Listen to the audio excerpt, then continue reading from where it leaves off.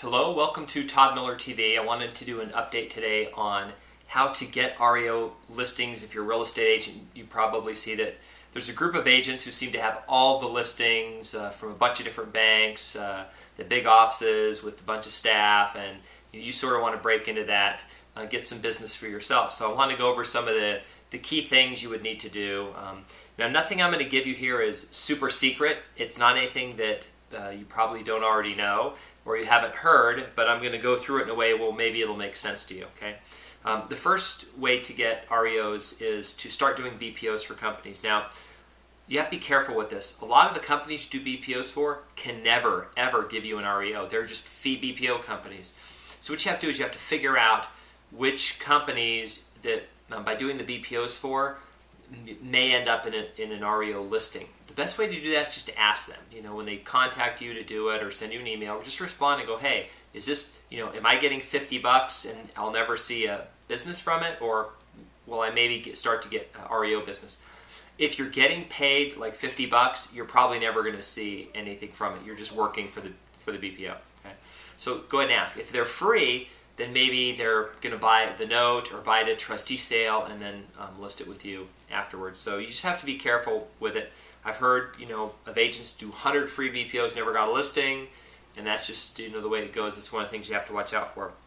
Second way is go to conferences. 5 Star is a good one. REO Mac is a good one. The excuse I hear from most agents is, oh, I don't want to buy a plane ticket to Dallas or California and then, pay for a hotel room and then just go to some conference, and that was a waste of time. The idea of going is to learn, to educate yourself, and to meet people within the industry. If you're not doing that, then you're not going to get listings. Okay.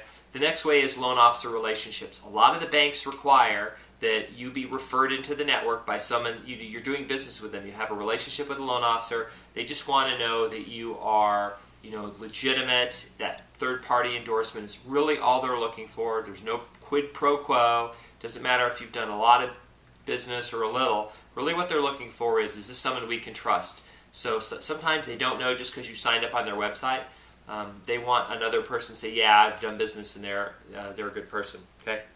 So here's the last way. This is probably the sneakiest way to do it, and a lot of people haven't figured this out, and this is actually the most controllable for you out there. So all an REO is a property that's been foreclosed, and there's nothing special about it. It's actually probably easier to do a regular listing than an REO because of the tons of money you have to spend up front to do repairs and utilities and hopefully get reimbursed on the back end.